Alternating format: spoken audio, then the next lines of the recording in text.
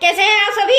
I hope अच्छे होंगे, right? चलिए मैं होगी तो बजा पाया तेरे चैनल पे आपसे जो स्वागत करती हूँ और आज मैं आपके लिए लेके एक्सरसाइज 3.2 का क्वेश्चन नंबर 7 जो कि आज लास्ट सम है। ये आज हमारा एक्सरसाइज कंप्लीट हो जाएगा बच्चों। इस एक्सरसाइज का लास्ट सम है और नेक्स्ट वीडियो आपको मिलेगा 3.5 एक्सरसाइज से रिलेटेड। ओके बच्चों, तो आइए स्टार्ट करते हैं। देखिए क्या कहना है इस क्वेश्चन में।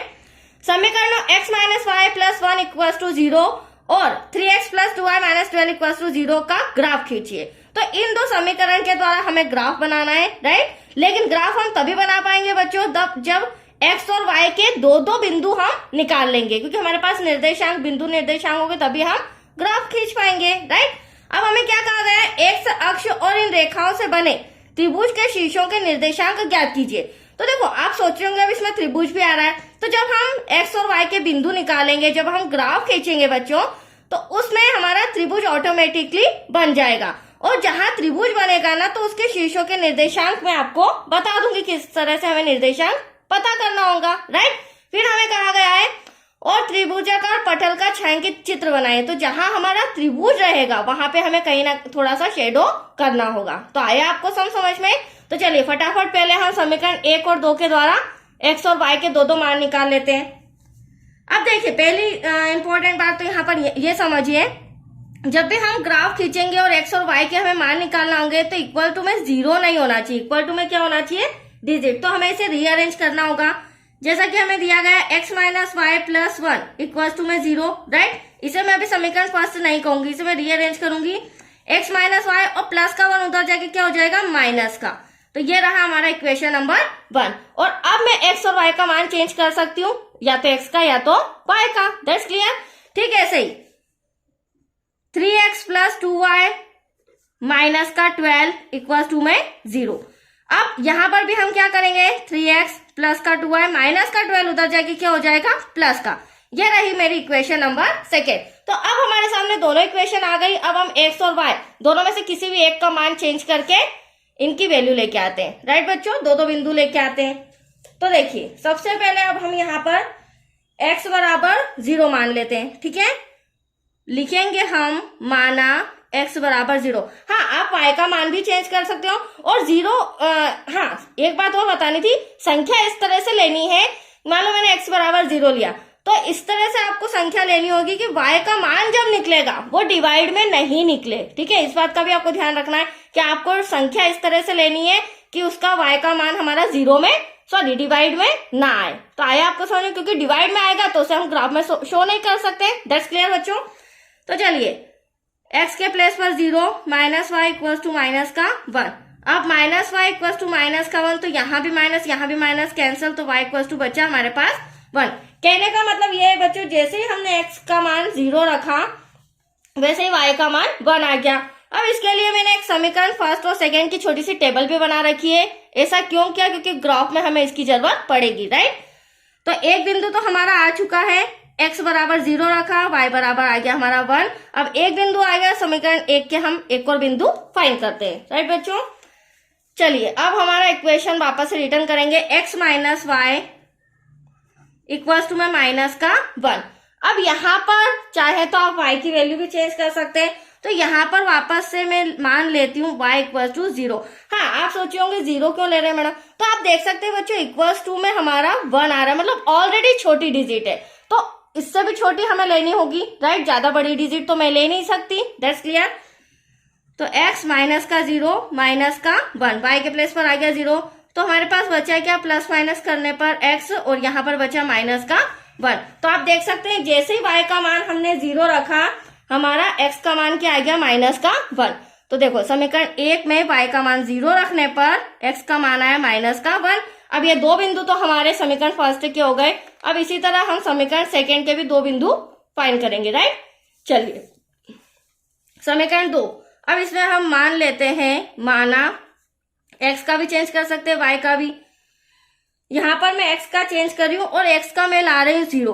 देखो ओरली मैं आपको समझा देती हूँ, 0 का 3 में मल्टीप्लाई होगा, एटलीस्ट 0 आएगा, और 2 डिवाइड में जाके सॉल्व करेंगे तो हमारा y का मान 6 आ जाएगा, राइट? इसलिए मैंने 0 लिया। प्लस 2y इक्वल टू में 12 मल्टीप्लाई करेंगे 0 आएगा, प्लस का 2y इक्वल टू में 12, y इक्वल टू 12 इंटू का 2 डिवाइड में 2 1 2 2 6 12। तो y इक्वल टू कितना आया बच्चों? 6 आया। ठीक है, ज्यादा बड़ी डिजिट नहीं है क्योंकि हमें छोटी छोटी डिजिट ही लेनी होगी, ये तो ग्राफ काफी बड़ा हो जाएगा।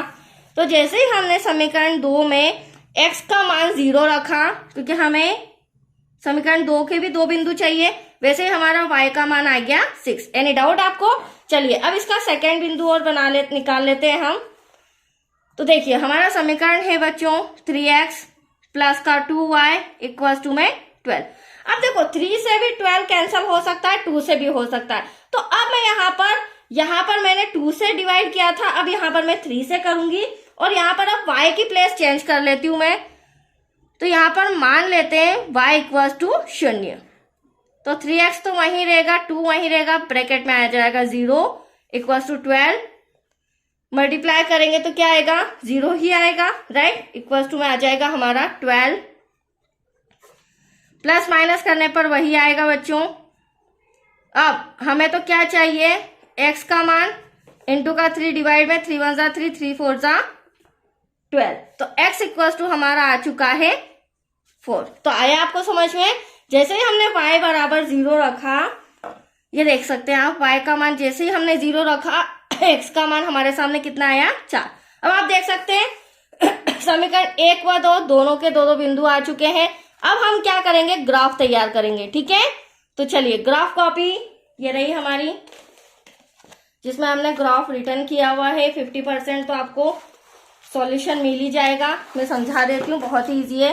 देखिए बच्चों, सबसे पहली बात तो ये जो हमारी रो रहती है, ये हमारा y निर्देशांक होता है, और इसी के नीचे 0 के नीचे जो कि माइनस में है, ये हमारा y डैश निर्देशांक होता है, जो कि माइनस में होता है, राइट।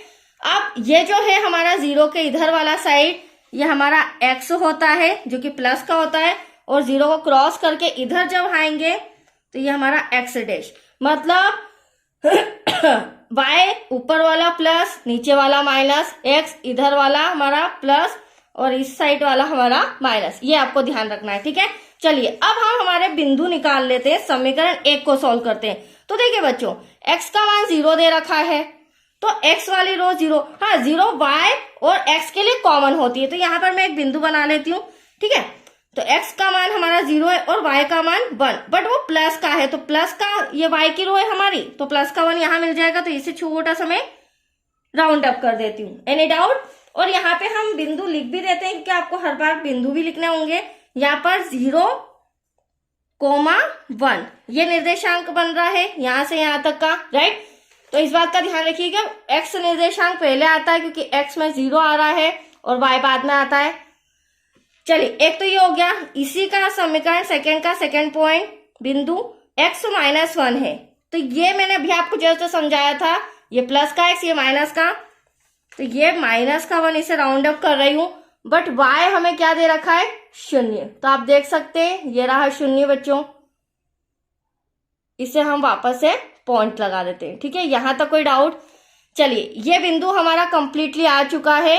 अब हम क्या करेंगे? बिंदु से बिंदु को मिलाएंगे। तो देखिए बच्चों, इस तरह से एक रेखा खींचनी होगी, बट इस तरह से एक रेखा खींचनी है कि इन दोनों बिंदुओं से होकर वो जानी चाहिए, राइट। तो देखिए, मैं यहां से यहां तक एक रेखा खींच देती हूँ आपके सामने, जो दोनों बिंदुओं से टकराते हुए जा रही है। अब ये हमारा एक ग्राफ तो कंप्लीट हो चुका है, मतलब कि एक इक्वेशन तो कंप्लीट हो चुका है। जो हमारा था x माइनस वाई, हम लिख भी देते हैं बच्चों, x minus y equal to minus का 1। Any doubt? चलिए अब आते हैं हम समीकरण नंबर 2 पर। समीकरण 2 में आप देख सकते हैं x हमारा 0 है, ये रहा 0, और y हमारा 6 है बट प्लस का है। तो इसी रो में ऊपर जाते हुए ये रहा हमारा 6, इसे हम थोड़ा सा राउंड अप कर लेते हैं, राइट। और इसे देंगे हम 0,6, ये बिंदु भी लिखना होंगे हमें, राइट बच्चों। हाँ, और यहाँ पर जो हमारे बिंदु आए थे वो क्या थे? समीकरण 1 के -1,0। तो यहाँ हम लिख लेते हैं -1,0। ठीक है, चलिए अब आगे बढ़ते हैं। समीकरण नंबर 2, एक बिंदु तो हो गया। अब x वाली रो में आप देख सकते हैं प्लस का 4 है, इसे राउंड अप कर रही हूँ, और फिर 0 है, तो कोई बात नहीं, 0 को हम डॉट लगा देते हैं। अब यहाँ पर एक बिंदु ये रहा, दूसरा बिंदु ये रहा, इन दोनों बिंदुओं को हमें आपस में मिलाना होगा। जिससे हमारा समीकरण नंबर 2 कंप्लीट हो जाएगा। ये ग्राफ तो इसी तरह खींचा जाता है और दोनों इक्वेशन दिए भी गए थे, मैंने आपको बताया था। चलिए, इन 2 इक्वेशन के द्वारा हमने ग्राफ बना लिया। अब यहाँ पर ये इक्वेशन भी लिखनी है। हाँ, यहाँ पर भी हम पॉइंट लिख देते हैं, बिंदु लिख देते हैं 4,0 और यहाँ पर इक्वेशन हो जाएगी, सेकेंड इक्वेशन थी हमारी 3x + 2y = 12। ये हो गई हमारी सेकेंड इक्वेशन। यहाँ तक कोई डाउट बच्चों? ये तो सिंपल जो ग्राफ बनाना था वो हमने कंप्लीट कर लिया। अब हमें कहा क्या गया था, ध्यान से समझिएगा। हमें कहा गया था कि जो पॉइंट आप देख सकते हैं, एक तो यहाँ पर 2 आ रहा है और एक यहाँ पर 3 आ रहा है, इन दोनों का पॉइंट यहाँ बन रहा है। थोड़ा सा एडजस्ट कीजिएगा, थोड़ा सा रेखा इस तरह से जा रही है, बट इन दोनों का पॉइंट तीसरा कहाँ बन रहा है? यहाँ पर, जिसे मैं राउंड अप कर देती हूँ। ठीक है, तो एक आंसर तो हमारा x और y का आ रहा है। x का हमारा आ रहा है 2 और y का हमारा आ रहा है 3। तो यहाँ पर एक तो हम शो कर देते हैं, x = 2 देन y = 3। ठीक है, अब हमें कहा क्या गया था सम के अंदर कि जो त्रिभुज है उनके निर्देशांक बताना है। तो पहले त्रिभुज आप देख लीजिए। त्रिभुज आप देख सकते हैं, यहां से इस तरह से ट्रायंगल के शेप में हमारा त्रिभुज बन रहा है। ठीक है, अब इनके हमें क्या लिखना है? शीर्ष भी लिखना है और उन शीर्षों का निर्देशांक बताना है। तो सबसे पहले इसे नाम देती हूं मैं P, यह हो जाएगा हमारा Q और यह हो जाएगा हमारा R। इस तरह से ये त्रिभुज आपके सामने नजर आ रहा है। अब इनके हमें निर्देशांक लिखना है। ठीक है, त्रिभुज के निर्देशांक। अब देखिए बच्चों, P = ध्यान से देखिएगा, P डॉट जो है वहां पर -1,0 आ रहा है, तो निर्देशांक P के क्या हो जाएंगे? -1,0। फिर अगर मैं Q की बात करूं तो यहाँ पे जस्ट अभी मैंने आपको बताया था, यहाँ पर हमारा बन रहा है 2,3, जो कि x और y का आंसर आ रहा है पिक पॉइंट पे, राइट। तो यहाँ पर Q के निर्देशांक हमारे आ जाएंगे 2,3, राइट। फिर हमारा R बिंदु आप देख सकते हैं, R बिंदु पर जो निर्देशांक आ रहे हैं 4,0। तो ये निर्देशांक तो मैंने लिख दिए। अब नेक्स्ट हमें क्या पॉइंट कहा गया था कि त्रिभुजाकार पटल को छायांकित कीजिए। तो इसे हमें शेडेड बनाना है। तो वेरी सिंपल, आप शेड्स भी कर सकते हैं या इस तरह से लाइनें भी खींच सकते हैं, जिससे वो त्रिभुज अलग से शो हो जाएगा कि हाँ ये ट्रायंगल है। तो आया आपको समझ में? ये देख लीजिए, मैं इस तरह से लकीरें खींच रही हूँ। हाँ, एक बात और इम्पोर्टेंट, मैं तो पेन से बना रही हूँ, बट आपको एग्जाम में पेंसिल से ही बनाना है बच्चों। और ऐसा क्यों कर रही हूँ? ताकि आपको क्लियरली नजर आ जाए। तो आया आपको समझ में?